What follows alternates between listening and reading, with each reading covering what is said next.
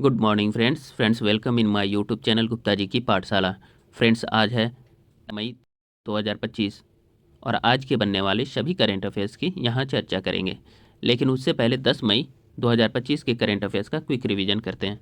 पहला क्वेश्चन है, क्लासिकल और क्वांटम संचार में सहयोगी अनुसंधान के लिए सी ने किसके साथ समझौता किया है? तो इसका आंसर हो जाएगा CSIR और NPL के साथ। NPL का मतलब होता है नेशनल फिजिक्स लेबोरेटरी। अगला क्वेश्चन है फ्रेंड्स, स्टार्टअप MSME और उद्यमियों को सशक्त बनाने के लिए DPIIT ने किसके साथ समझौता किया है? तो इसका आंसर हो जाएगा हाफेल इंडिया प्राइवेट लिमिटेड। चलिए फ्रेंड्स, अगला क्वेश्चन है, CBI निदेशक प्रवीण सूद का कार्यकाल अब कब तक बढ़ा दिया गया है? तो इसका आंसर हो जाएगा मई 2026 तक। तो मई 2026, 24 मई 2026 तक। ठीक है।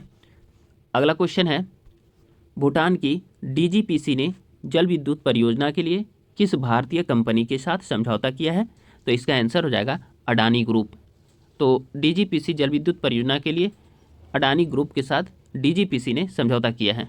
चलिए अगला question friends, Saif under 19 2025 championship की मेजबानी कौन सा राज्य पहली बार कर रहा है? तो इसका आंसर हो जाएगा अरुणाचल प्रदेश। अगला क्वेश्चन है, हाल ही में चर्चा में रहा रोड टेप यानी कि रेमिशन of duties and taxes on exported products योजना किस मंत्रालय के अंतर्गत आता है? तो इसका आंसर हो जाएगा वाणिज्य और उद्योग मंत्रालय यानी ministry of commerce and industry. तो वाणिज्य और उद्योग मंत्रालय के अंतर्गत रेमिशन of duties and taxes on exported products scheme आता है। चलिए अगला क्वेश्चन देखते हैं, किस संगठन ने जैव विविधता नीतियों को सुलभ बनाने के लिए national biodiversity strategy and action plans tracker विकसित किया है? तो इसका आंसर हो जाएगा World Wild Life Fund for Nature यानी WWF। चलिए अगला क्वेश्चन देखते हैं फ्रेंड्स, हाल ही में चर्चा में रहा अल्पाइन ग्लेशियरों के पिघलने के कारण किन दो देशों ने अपनी राष्ट्रीय सीमाओं को पुनः निर्धारित किया है? तो इसका आंसर हो जाएगा इटली और स्विट्जरलैंड ने। अगला क्वेश्चन है, वेटिकन सिटी में नया रोमन कैथोलिक पोप चुने जाने वाले कार्डिनल रॉबर्ट प्रीवोस्ट ने अपना क्या नाम रखा है? तो इसका आंसर हो जाएगा पोप लियो 14 या पोप लियो 14। अगला क्वेश्चन है, किस MNC IT कंपनी के संस्थापक ने अगले 2 दशकों में अपनी लगभग पूरी निजी संपत्ति को दान करने की घोषणा कर दी है? तो इसका आंसर हो जाएगा माइक्रोसॉफ्ट। तो माइक्रोसॉफ्ट के मालिक है बिल गेट्स ने अपनी IT कंपनी के जो भी कमाई है उसको अगले 2 दशकों में लगभग पूरी निजी संपत्ति को दान करने की घोषणा कर दी है। चलिए अगला क्वेश्चन है फ्रेंड्स, सुरक्षित अंतर्राष्ट्रीय यात्रा के लिए चिप आधारित पासपोर्ट को हाल ही में किस देश ने लॉन्च किया है? तो इसका आंसर हो जाएगा भारत। अगला क्वेश्चन है, हाल ही में किस राज्य में भारत के पहले भूतापीय उत्पादन कुएं का निर्माण किया गया है? इसका आंसर हो जाएगा अरुणाचल प्रदेश। अगला क्वेश्चन है, चलिए फ्रेंड्स अब हम लोग नेक्स्ट क्वेश्चन देखते हैं, खेलो इंडिया यूथ गेम्स 2025 में किस टीम ने 10 metre air rifle mix team youth category में अपना पहला कांस्य पदक जीतकर इतिहास रच दिया है? तो इसका आंसर हो जाएगा बिहार। तो खेलो इंडिया यूथ गेम्स 2025 में बिहार की टीम ने 10 metre air rifle mixed team youth category में अपना पहला कांस्य पदक जीत करके इतिहास रच दिया है। चलिए फ्रेंड्स अगला क्वेश्चन देखते हैं। अच्छा, अब हम लोग आज के करेंट अफेयर्स की चर्चा करते हैं।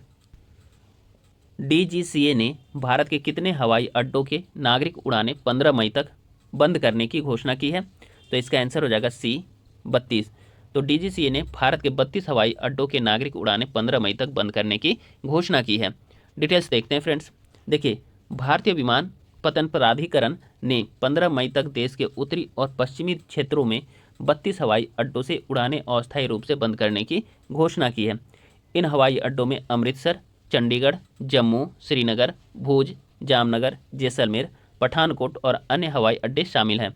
इसके अलावा दिल्ली और मुंबई उड़ान सूचना केंद्रों के भीतर एयर ट्रैफिक सेवा मार्गों के 25 खंड भी इस अवधि में बंद रहेंगे। चलिए अगला क्वेश्चन है फ्रेंड्स, भारत और न्यूजीलैंड के बीच मुक्त व्यापार समझौता वार्ता का पहला दौर कहाँ संपन्न हुआ है? तो इसका आंसर हो जाएगा सी, नई दिल्ली। तो भारत और न्यूजीलैंड के बीच मुक्त व्यापार समझौता वार्ता का पहला दौर नई दिल्ली में संपन्न हुआ। डिटेल्स देखते हैं फ्रेंड्स। देखिए, द्विपक्षीय व्यापार एवं निवेश संबंधी भागीदारी को बढ़ाने की दिशा में भारत न्यूजीलैंड मुक्त व्यापार समझौते यानी कि FTA के लिए वार्ता का पहला दौर नई दिल्ली में सफलतापूर्वक संपन्न हुआ।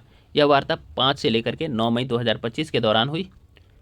भारत और न्यूजीलैंड ने वस्तुओं, सेवाओं और निवेश में व्यापार को बढ़ावा देने के लिए अप्रैल 2010 में व्यापक आर्थिक सहयोग समझौते यानी CECA पर बातचीत शुरू की थी। हालांकि 10 दौर की चर्चाओं के बाद फरवरी 2015 में वार्ता रुक गई। द्विपक्षीय व्यापार में लगातार वृद्धि जारी रहने के साथ अप्रैल से जनवरी 2025 के दौरान 1 बिलियन अमेरिकी डॉलर को यह पार कर गया है और FTA व्यवसायों और उपभोक्ताओं के लिए नए रास्ते खोलने में मदद करेगा, इसलिए ये वार्ताएं हो रही हैं। अगला क्वेश्चन है फ्रेंड्स, हाल ही में एशिया के किस देश ने 10वें अंतर्राष्ट्रीय व्यापार मेले का आयोजन किया है? तो इसका आंसर हो जाएगा नेपाल। तो हाल ही में नेपाल ने 10वें अंतर्राष्ट्रीय व्यापार मेले का आयोजन किया है। डिटेल्स देख लेते हैं फ्रेंड्स। देखिए, 10वां अंतर्राष्ट्रीय व्यापार मेला नेपाल में आयोजित हुआ था। यह जो है नेपाल के भ्रुकुटी मंडप में आयोजित किया गया। यह 10वां अंतर्राष्ट्रीय व्यापार मेले का उद्घाटन नेपाल के वाणिज्य मंत्री दामोदर भंडारी ने किया। 5 दिवसीय इस मेले में नेपाल, चीन, यूक्रेन, बांग्लादेश और तुर्की के 120 मंडप लगे हैं। चीन के 40 स्टॉलों में EV वाहन, इलेक्ट्रॉनिक सामान, कृषि उपकरण, कपड़ों की रेंज, घरेलू सजावट के सामान थे, जिनमें तिब्बत की धूपबत्ती प्रमुख आकर्षण की केंद्र। देखते हैं फ्रेंड्स, भारत के वेयर हाउसिंग सेक्टर में मार्च के तिमाही में कितने प्रतिशत की वृद्धि हुई है? इसका आंसर हो जाएगा 50% यानी 50% की। तो देखिए, भारत के वेयर हाउसिंग सेक्टर में मार्च के तिमाही में 50% की वृद्धि दर्ज की गई है। डिटेल्स देखते हैं। देखिए, भारत के वेयर हाउसिंग सेक्टर में जनवरी से मार्च तिमाही में 16.7 मिलियन वर्ग फीट की लीजिंग दर्ज की, जो साल दर साल 50% की उल्लेखनीय वृद्धि को दर्शाता है। नाइट फ्रैंक इंडिया की रिपोर्ट में यह जानकारी दी गई है। अब देखिए, नाइट फ्रैंक इंडिया की रिपोर्ट में यह कहा गया है कि 2025 की पहले तिमाही के दौरान शीर्ष 8 बाजारों में वेयर हाउसिंग लीजिंग में मजबूत प्रदर्शन हुआ है, जिसका मुख्य कारण विनिर्माण क्षेत्र रहा है, जिसने पहली तिमाही में लीजिंग वॉल्यूम में उल्लेखनीय 94% की वृद्धि दर्ज की है, जो 8 मिलियन वर्ग फीट तक पहुंच गई है। अगला क्वेश्चन देखते हैं फ्रेंड्स, किस राज्य में प्रवासी बच्चों को शिक्षित करने के लिए ज्योति योजना को शुरू किया गया है? तो इसका आंसर हो जाएगा सी, केरल। तो केरल राज्य में प्रवासी बच्चों को शिक्षित करने के लिए ज्योति योजना को शुरू किया गया है। डिटेल्स देख लेते हैं। देखिए, केरल सरकार ने ज्योति योजना शुरू की है, जो प्रवासी बच्चों को राज्य की शिक्षा प्रणाली और आंगनवाड़ियों में शामिल करने के उद्देश्य से एक व्यापक अभियान है। इस पहल का मुख्य फोकस शिक्षा में समावेशन, स्वास्थ्य और कल्याण पर है। यह योजना उन प्रवासी श्रमिकों के बच्चों की उपेक्षा को दूर करने का प्रयास करती है, जो बार बार स्थान परिवर्तन और आवश्यक दस्तावेजों की कमी के कारण औपचारिक शिक्षा प्रणाली से अक्सर बाहर रह जाते हैं। चलिए फ्रेंड्स, अगला क्वेश्चन देखते हैं। उपराष्ट्रपति जगदीप धनखड़ जी द्वारा लॉन्च की गई जनता की कहानी मेरी नामक पुस्तक या किताब किसके द्वारा लिखी गई है? तो इसका आंसर हो जाएगा फ्रेंड्स ए इसका आंसर हो जाएगा बंडारू दत्तात्रेय। तो उपराष्ट्रपति जगदीप धनखड़ द्वारा लॉन्च की गई जनता की कहानी नामक पुस्तक जो है बंडारू दत्तात्रेय जी द्वारा लिखा गया है। चलिए डिटेल्स देख लेते हैं। देखिए, उपराष्ट्रपति जगदीप धनखड़ जी ने राज्यपाल श्री बंडारू दत्तात्रेय द्वारा लिखित उनके जीवन पर आधारित पुस्तक जनता की कहानी मेरी आत्मकथा का विमोचन किया। इस पुस्तक में सार्वजनिक जीवन के संघर्षों की झलक दिखाई गई है, जो पाठकों को सार्थक दिशा प्रदान करेगी। अगला क्वेश्चन है फ्रेंड्स, किस राज्य में कलाकारों का समर्थन करने के लिए पंडित लक्ष्मी चंद कलाकार सामाजिक सम्मान योजना शुरू की गई है? तो इसका आंसर हो जाएगा बी हरियाणा। तो देखिए, हरियाणा राज्य में कलाकारों का समर्थन करने के लिए पंडित लक्ष्मी चंद कलाकार सामाजिक सम्मान योजना शुरू की गई है। डिटेल्स देखते हैं फ्रेंड्स, योजना है क्या? देखिए, हरियाणा सरकार ने पंडित लक्ष्मी चंद कलाकार सामाजिक सम्मान योजना शुरू की है। इस पहल का उद्देश्य वरिष्ठ कलाकारों और कला विद्वानों को आर्थिक रूप से सहायता प्रदान करना है। यह योजना कला में योगदान देने वाले पात्र व्यक्तियों को मासिक मानदेय प्रदान करती है। यह सांस्कृतिक विरासत को संरक्षित करने और बढ़ावा देने के लिए सरकार की प्रतिबद्धता को दर्शाता है। इस योजना के तहत 10,000 रुपये तक का मासिक मानदेय दिया जाता है। यह उन वरिष्ठ कलाकारों को लक्षित करता है जिन्होंने अपनी कला को कम से कम 20 साल समर्पित किए हैं। अगला क्वेश्चन है, किसे कोविड-19 के दौरान परोपकारी कार्य के लिए मानवतावादी पुरस्कार दिया जाएगा? तो इसका आंसर हो जाएगा फ्रेंड्स डी इसका आंसर होगा सोनू सूद। तो कोविड-19 के दौरान परोपकारी कार्य के लिए सोनू सूद को मानवतावादी पुरस्कार दिया जाएगा। डिटेल्स देख लेते हैं फ्रेंड्स। मिस वर्ल्ड ऑर्गेनाइजेशन ने घोषणा की है कि प्रसिद्ध भारतीय अभिनेता और परोपकारी सोनू सूद को कोविड-19 महामारी के दौरान उनके व्यापक राहत प्रयासों के लिए 31 मई 2025 को हैदराबाद में 72वें मिस वर्ल्ड फेस्टिवल के ग्रैंड फिनाले के दौरान मानवतावादी पुरस्कार से सम्मानित किया जाएगा।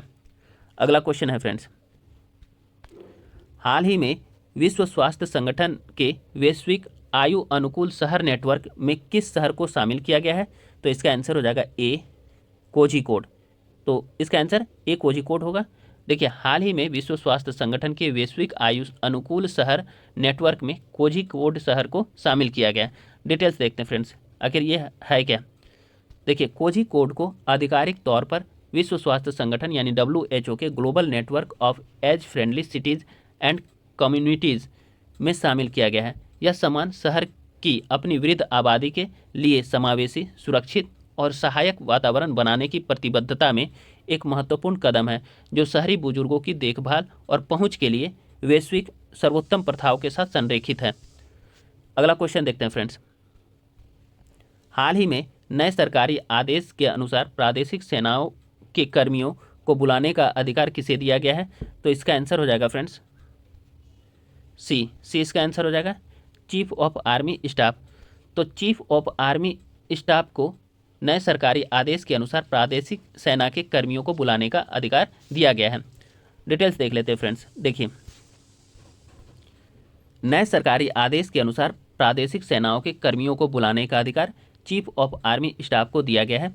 पाकिस्तान से तनाव के बीच केंद्र सरकार ने सेना को टेरिटोरियल आर्मी यानी प्रादेशिक सेना को सक्रिय करने का आदेश दिया गया है। थल सेना प्रमुख general Upendra Dwivedi territorial army rules 1948 के नियम 33 के तहत टेरिटोरियल आर्मी के किसी भी सैन्य अधिकारी या जवान को सेना की मदद के लिए बुला सकते हैं। अगला क्वेश्चन है फ्रेंड्स, ऑपरेशन सिंदूर के बाद इसकी जानकारी देने के लिए आयोजित प्रेस कॉन्फ्रेंस में सरकार ने किसे अवसर दिया जो नारी शक्ति की प्रतीक के रूप में तेजी से वायरल हुई हैं?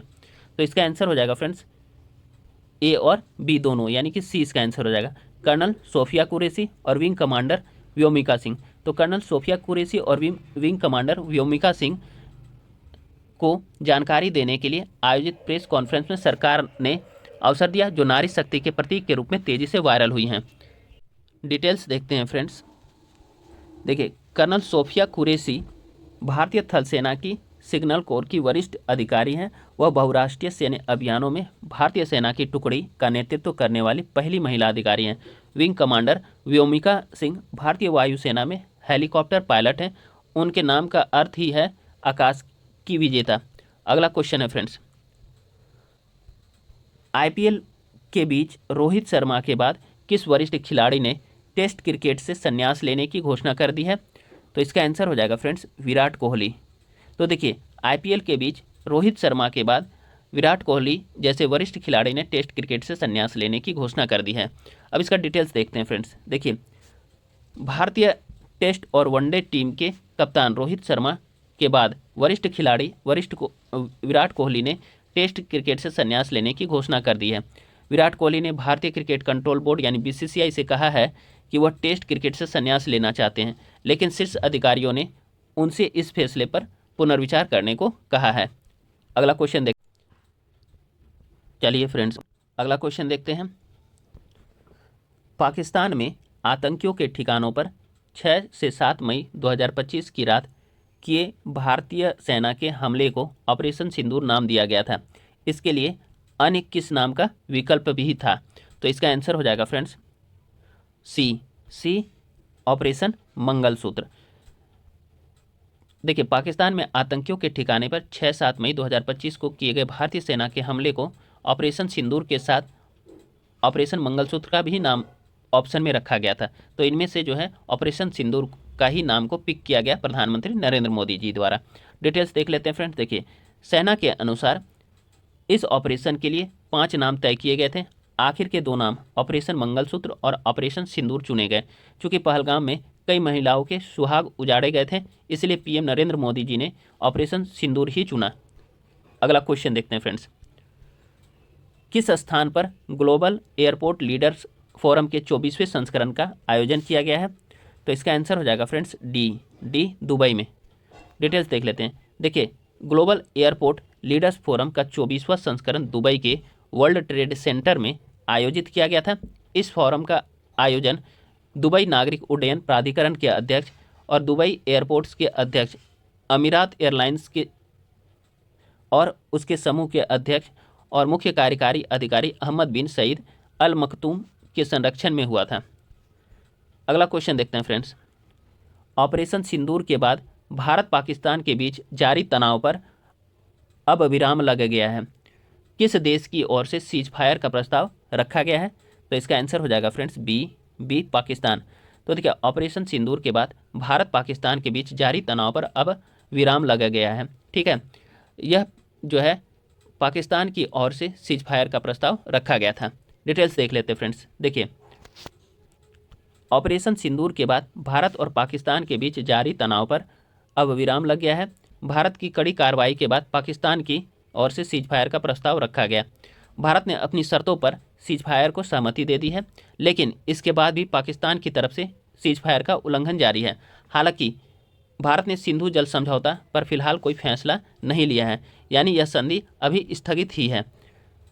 भारत के रक्षा मंत्रालय ने प्रेस कॉन्फ्रेंस में कहा है कि हमारी सेनाएं तैयार हैं। भारत ने यह भी कहा है कि किसी भी आतंकी घटना को युद्ध माना जाएगा, यानी एक्ट ऑफ वार माना जाएगा। चलिए फ्रेंड्स, आज का सेशन यहीं समाप्त होता है। कल फिर हम आप लोगों के समक्ष नए सेशन के साथ आएंगे फ्रेंड्स। हाँ, और कल जो है पिछले 1 सप्ताह के करंट अफेयर्स का रिवीजन रहेगा फ्रेंड्स। तो आप लोग कल के भी वीडियो को अवश्य देखिए फ्रेंड्स। आप लोग गुप्ता जी की पाठशाला यूट्यूब चैनल को सब्सक्राइब कीजिए, वीडियो को लाइक कीजिए। लाइक में बहुत कंजूसी करते हैं फ्रेंड्स, लाइक करिए और उसके बाद कमेंट कीजिए और इसको अधिक से अधिक शेयर कीजिए। धन्यवाद फ्रेंड्स, आप लोगों को का दिन शुभ हो। Have a great day.